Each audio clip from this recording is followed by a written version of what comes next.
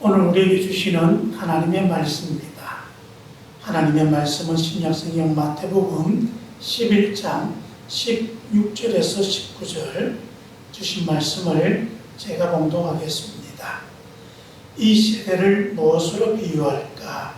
비유하건대 아이들이 장터에 앉아 제 동물을 불러 이르되 우리가 너희를 향하여 피리를 불어도 너희가 춤추지 않고 우리가 슬피 울어도 너희가 가슴을 치지 아니하였다 함과 같도다. 유한이 와서 먹지도 않고 마시지도 아니하며 그들이 말하기를 귀신이 들렸다 하더니 인자는 와서 먹고 마시며 말하기를 보라 먹기를 탐하고 포도주를 즐기는 사람이요 세리와 죄인의 친구로다 하니 지혜는 그 행한 일로 인하여 옳다함을 얻느니라. 아멘. 최근 모 만화가가 자신의 페이스북에 2장의 사진을 나란히 올려놓고 열심히 산 사람과 대충 산 사람의 집이다 그렇게 했습니다. 그래서 한 사진은 아주 부자의 집이었고 또 한 사진은 가난한 사람의 집이었습니다. 그런데 이 부자의 집은 우리가 친일 매국노라고 하는 그 후손의 집이었고 또 가난한 집 사진은 독립운동가의 후손이 살고 있는 집이었습니다. 이 만화가는 이런 식으로 말하면서 우리나라의 독립을 위해 헌신한 독립운동가들을 대충 산 사람이다 이런 식으로 모욕하고 비하한 것이었습니다. 이 사람은 곧 엄청난 여론의 문매를 맞았고 그래서 그 글을 삭제했지만 광복회는 이 사람을 명예훼손으로 고발하고 또 그에게 배상 소송을 진행한다고 말하셨습니다. 이 만화가의 글을 본 한 역사학자가 이렇게 말합니다. 예전에는 나라와 동족을 팔아 사익을 얻는 데만 열심이었던 사람들을 몰입애라고 불렀다. 이 몰입애는 열심히 사는 사람이라기보다는 짐승만도 못한 놈이라는 그런 뜻이다. 그러면서 또 이 만화가가 친일 몰입애들을 열심히 산 사람이다 라고 한 이유를 분석해서 이렇게 말합니다. 돈만을 중요하게 생각하는 사람들은 사람으로 해서는 안 되는 일에 대한 개념이 없거나 부족하다. 그래서 이들은 나라와 동족을 팔아 부자가 된 사람들을 열심히 산 사람이나 합리적인 인간으로 보고 나라와 동족을 위해 자기와 자기 가족까지 희생한 사람들을 폭도나 합리적인 인간으로 본다. 그래서 누가 열심히 살았는지 대충 살았는지 판단하는 유일한 기준은 재산이라고 하는 그런 믿음을 가지고 산다는 것입니다. 그래서 이 사람들 눈에 사망갑족이자 대부였던 이회영 선생님 같은 분들, 그래서 이분들은 전 재산을 독립운동 자금으로 내놓고 본인들은 도리어 굶주리다 그렇게 또 고문당하다가 죽었습니다. 그리고 여러분 안중근 선생님 30을 갓 넘긴 나이에 사형당하였고 자식들에게 아무런 재산도 물려주지 못했습니다. 재산은 인생의 유일한 성적표이다 이렇게 믿는 사람들이기에 이렇게 산 분들을 대충 산 사람으로 보는 것이죠. 그리고 부자는 열심히 산 사람이고 가난한 사람은 대충 산 사람이다. 이런 단순 무식한 생각에 동조하며 살아가는 사람들이 의외로 많다는 것은 참 통탄한 일이다. 그렇게 말하고 있습니다. 예수님도 이 비슷한 한탄을 합니다. 16절에 보면 이 세대를 들어 무엇으로 비유할까? 그러면서 길에서 아이들이 노는 장면을 두고 비유를 들어 설명합니다. 당시 아이들은 길거리에서 서로 패를 지어서 흉내내기 놀이를 합니다. 두 패를 나누어서 아이들이 여기는 잔치집 그러면 한편에서 피리를 붑니다. 그러면 또 다른 편에서는 그 피리 소리에 맞추어서 춤을 춥니다. 여기는 장례식장 그러면 한편에서는 아이고 아이고 그러면서 통곡을 하고, 그러면 또 그 옆에서는 그것을 흉내내서 가슴을 치면서 또 그렇게 슬픈 흉내를 냅니다. 이것이 계속 이어지도록 서로 맞장구 쳐줘야 이 놀이는 또 재미있고, 또 이런 식으로 아이들이 자기들의 재미를 풀어가는 것이죠. 그런데 이런 놀이를 하자고 해놓고 반응을 제대로 하지 않으면 어떻게 되겠습니까? 흥이 깨지고 재미가 없어져서 더 이상 놀이가 되지 않는 것입니다. 예수님은 아이들이 이런 놀이를 두고 이야기를 합니다. 지금 저기 놀고 있는 아이들이 흥이 다 깨져서 놀지 못하고 서로 다투고 있는 모습이 보이느냐? 왜 그런가? 바로 서로 호응해 주지 못하고 공감하지 않았기 때문에 그런 것이다.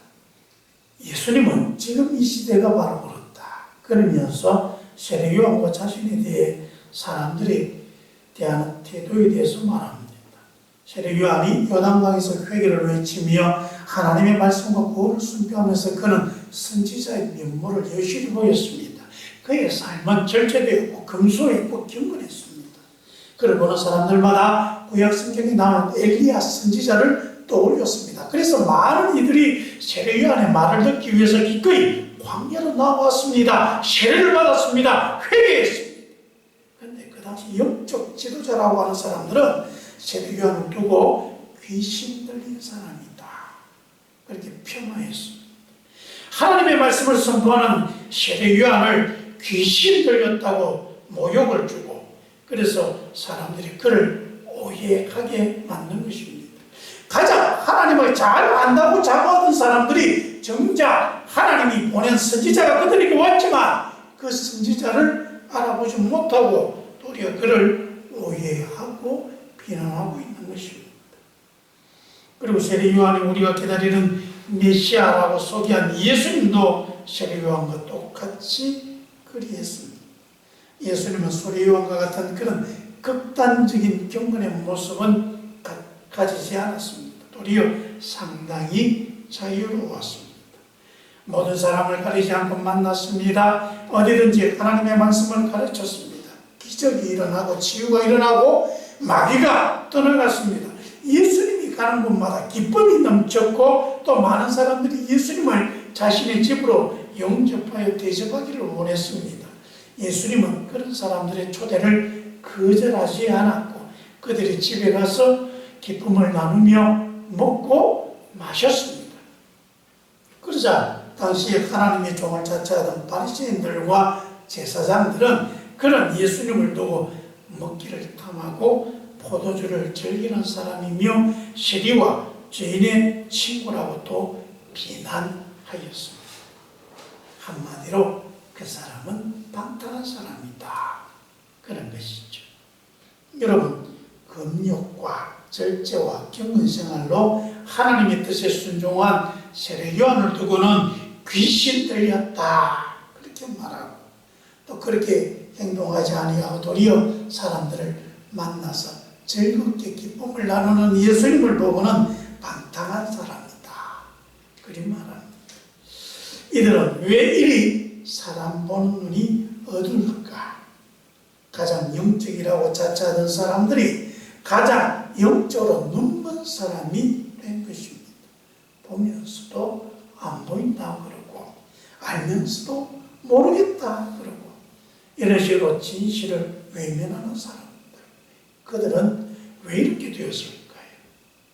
세 가지 이유를 생각해 볼 수 있습니다. 하나는 의도적으로 저항하는 경우에 있고, 다른 하나는 상황을 제대로 인식하지 못하는 경우, 그리고 마지막은 본인은 알고 있다고 생각하지만 실제로는 잘 못 알고 있는 경우입니다.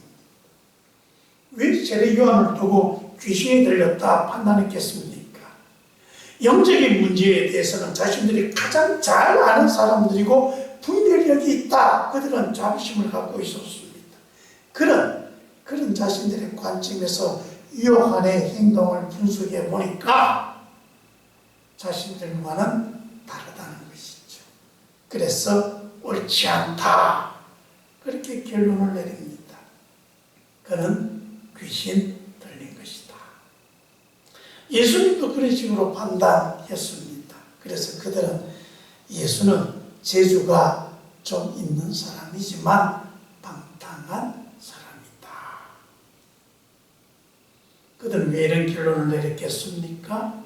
세례 요한도 예수님도 그들과 같은 길을 가지 않았기 때문에 그들은 요한도 알아보지 못했고 예수님도 알아보지 못한 것입니다.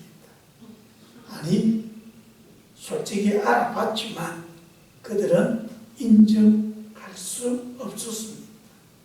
자신들의 지혜에 근거해서 거부하고 부정하고 외면한 것입니다. 또한 이들이 어리석은 것은 진리에 관심이 없기 때문입니다. 모든 관심이 세상에 있었습니다.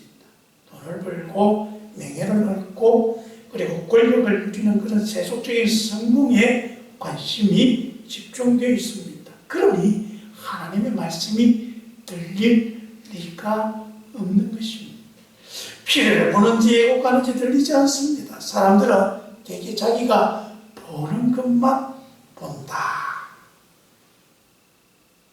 여러분, 이렇듯이 관심이 세상에 가 있으면 하나님이 보낸 선지자를 봐도 선지자인지 알아볼 수 없고 구원자를 만나도 그가 구원자인지 알아볼 수가 없었던 것입니다. 예수님은 우리에게 이런 영적 무지에 빠진 사람이 되어서는 안 된다. 도리어 지혜로운 사람이 되어야 한다 말씀합니다. 그래서 지혜는 그 행한 일로 인하여 옳다함을 받느니라. 당시 예수님을 배척한 사람들은 자신들의 세속적인 욕망을 종교적인 것으로 치장했습니다. 더 영적인 것으로 보이려고 하고 더 경건한 사람으로 보이려고 했습니다. 그렇게 한 목적이 무엇입니까? 사람들에게 더 존경받고 더 좋은 대우와 더 나은 재물과 더 윤택한 삶, 풍요로운 인생을 즐기기 위해서 그리 한 것입니다. 목적이 거기에 있었습니다. 그들이 영적으로 더 거룩하게 보인 결과 더 많은 재물과 권력과 이권이 들어왔습니다.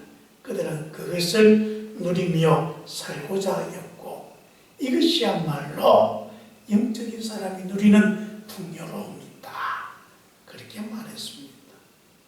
그래서 그렇게 그들이 원한 결과대로 그들은 영적인 사람이 아니라 세속적인 속물로 살아가는 것이죠. 하나님의 뜻을 순종하고 영적인 열매를 맺는 것에는 관심이 없었기 때문에 그들에게는 영적인 결과는 드러나지 않았습니다. 하나님이 주신 구원에 관심이 있지 않기에 그들은 구원받을 생각도 하지 않았고 그들은 회개하지 않았습니다. 그저 사람들에게 의로운지 아닌지 경건한지 그렇게 할 뿐이었던 것입니다. 여러분, 영적으로 지혜로운 사람 어떤 결실을 맺을까요? 영적으로 결실한 사람들은 성령에 감동된 삶을 살아갑니다. 예수님과 또 세례 요한 그들은 어떻게 살았습니까? 그분들은 명예도 권력도 재물도 얻지 않았습니다. 그런 것은 관심 밖이었습니다. 사람들에게 하나님의 나라를 가르치고 하나님 나라의 백성이 되게 하고 하나님 나라의 백성으로 살아가게 하는 것, 예수님의 관심은 여기 집중되어 있습니다. 그래서 예수님을 만나 회개한 사람들, 믿음으로 하나님의 백성이 된 사람들은 하나님의 나라를 보았습니다. 그 절망의 세상에서 그들은 예수님을 통해 천국을 알았고 천국을 살았습니다. 하나님의 말씀을 들었고 하나님이 주신 위로와 하나님이 하시는 치료와 하나님이 일으키신 기적을 보았습니다. 하나님께서 우리 한 사람 한 사람 환대해 주시는 기쁨과 또 우리를 사랑하여 주시고 우리로 하여금 살아갈 수 있도록 힘과 능력을 주시는 하나님의 그 은혜를 체험하였습니다. 천국을 살아가는 사람, 이것이 바로 영적으로 지혜로운 사람들이 그 삶에서 나타나는 결과들입니다. 어떤 사람들은 이 세대를 산무시대라 그렇게 말합니다. 산무가 무엇일까요? 무감각, 무관심, 무기력. 우리가 살아가는 이 시대, 감동을 잃은 세대, 그렇게도 표현을 합니다. 이렇게 여러분 무감각하고 무관심하고 무기력하면 정말 우리가 느껴야 할 것을 느끼지 못하고 이렇게 감동이 없는 메마른 삶을 사는 것입니다. 여러분, 사람을 움직이게 하는 감동이 사라져 버렸다는 것은 살아가는 일에 지쳐서 또 분주해서 어떠한 것도 내 마음에 둘 여유가 사라져 버렸다, 그런 말입니다. 여러분, 우리 그리스도인들은 영적인 감동에 충만하며 살아야 합니다. 지금 우리에게 가장 필요한 것은 무엇입니까? 바로 성령의 감동된 마음으로 살아가는 것입니다. 감동이라는 말은 무엇인가에 내가 크게 느껴서 뭔가 마음속에서 울림이 있다는 것입니다. 그래서 이 감동을 느끼게 되면 그 감동에 따라서 행동하게 되고 그 감동은 사람이 살아가는 삶맛을 느끼게 만들어줍니다. 감동했다는 말은 통했다는 말입니다. 그래서 서로의 생각이 통하고 감정이 통하고 의지가 통할 때 우리는 감동한 모습을 보입니다. 성령에 감동되었다는 말은 성령의 생각과 성령의 감정과 성령의 의지가 우리와 서로 통했다는 말입니다. 내 마음이 성령 같고 성령의 마음이 내 마음 같고 그렇게 되면 우리는 성령에 감동된 사람이 된 것입니다. 성령과 통하는 사람, 바로 지혜로운 사람입니다. 여러분, 영적인 잠에 취했으면 성령의 감동을 느낄 수 없습니다. 요나가 탄 배가 큰 풍랑에 흔들리고 물에 들이치고 파손하게 되었지만 요나는 그때 배 밑창에서 잠을 자고 있었습니다. 혹시 지금 우리의 모습이 그렇지 않은가? 여러분, 신자는 영적인 잠에서 깨어나야 합니다. 정신을 차려야 합니다. 어떻게? 어린 사무엘이 성전에서 잠을 자고 있는데 하나님이 불렀습니다. 처음에는 스승 엘리가 부르는 줄 알고 엘리에게 달려갔습니다. 엘리가 보니 하나님이 부르시는 겁니다. 그래서 하나님이 부르실 때 이렇게 응답해야 한다, 가르쳐 주었습니다. 다시 너를 부르면 그것은 하나님의 음성이니까 너는 이렇게 대답하라. 말씀하옵소서, 주의 종이 듣겠나이다. 그렇습니다. 여러분, 우리는 사무엘처럼 늘 하나님을 향하여서 말씀하십시오. 주의 종이 듣겠습니다. 주님 말씀하십시오. 제가 듣겠습니다. 늘 하나님의 말씀을 듣겠다. 그런 마음으로 늘 하나님 앞에 주님 말씀해 주옵소서. 우리가 하나님 앞에 그렇게 나아가면 우리는 성령에 감동되어서 하나님의 마음으로 살아갈 수가 있는 것입니다. 그리고 우리 성도들과 이웃에게 서로 공감하며 감동을 끼치는 삶을 살아야 합니다. 이것이 바로 천국을 살아가는 지혜입니다. 경기도 용인시의 한 마을에 연골 무형성증으로 키가 자라지 않는 병을 앓고 있는 아이가 있었습니다. 아이도 부모도 얼마나 애가 타겠습니까? 하루는 가족들이 이 아이를 기쁘게 해주려고 놀이동산에 데려갔는데, 근데 거기에 아이가 타고 싶은 거 가보니 키가 모자란다고 탈 수가 없다는 것입니다. 아이는 참 많이 상심했고, 이것을 본 가족들은 아이가 보지 않는 데서 대성통곡했습니다. 아이가 학년이 높아질수록 친구들과 격차가 점점 벌어집니다. 그중 가장 힘든 것이 바로 가을 운동이었습니다. 달리기를 하며 항상 꼴찌였고, 그리고 또 다른 경기나 팀 경기를 할 때는 이 아이가 도움을 주기보다는 또 여러 가지 어려움을 끼치기도 했습니다. 그래서 늘 위축이 되었습니다. 운동회 때마다 이 아이가 참 상처를 크게 받았습니다. 6학년이 되었습니다. 마지막 가을 운동회 날, 이날도 다른 때와 마찬가지로 아이들과 함께 달리기 시합을 합니다. 5명의 아이들이 주름이 서서 출발 신호를 기다렸습니다. 그리고 출발 신호가 나자 거기 있는 아이들은 모두 약속이나 한 듯이 천천히 뛰기 시작합니다. 이 아이와 함께 보조를 맞추면서 5명의 아이들이 모두 일렬로 결승선을 통과했습니다. 누구 하나 꼴찌가 되지 않고 모두가 1등인 달리기 경기를 한 것입니다. 운동회 하루 전에 아이들이 담임선생님을 찾아갔습니다. 우리 이번에 이 친구와 함께 같이 1등하고 싶습니다. 선생님이 흔쾌히 허락했고, 그래서 이번 경기가 마치고 난 뒤에 모든 아이들은 다 1등 도장을 받았습니다. 그리고 이 아이가 뛸 때에 학생들은 이 아이의 이름을 크게 부르면서 응원해 주었고, 또 그런 속에서 모두가 행복한 가을 운동회를 마칠 수 있었습니다. 로마서 12장 15절에 이렇게 말씀합니다. 즐거워하는 자들과 함께 즐거워하고 우는 자들과 함께 울라. 성령에 감동된 사람들은 하나님의 공감 능력을 얻게 됩니다.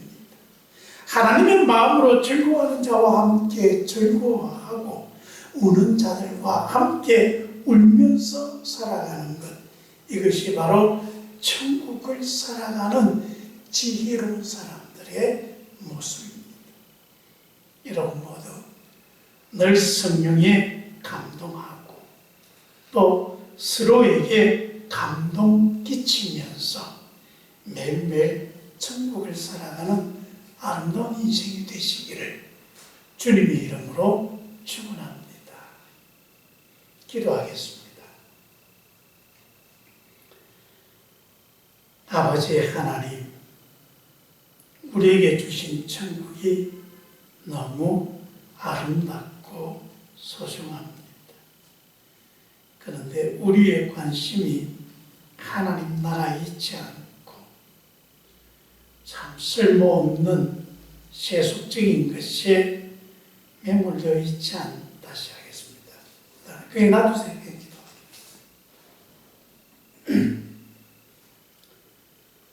하나님 아버지, 우리에게 참 아름다운 천국을 주셨습니다. 이 천국을 잘 살아가는 사람들이 되게 해 주옵소서. 우리의 관심이 언제나 하나님의 나라와 그 의를 이루는 데 있어서 하나님의 은혜와 하나님의 축복이 넘치는 복 있는 사람들이 되게 해 주옵소서. 예수님의 이름으로 기도합니다.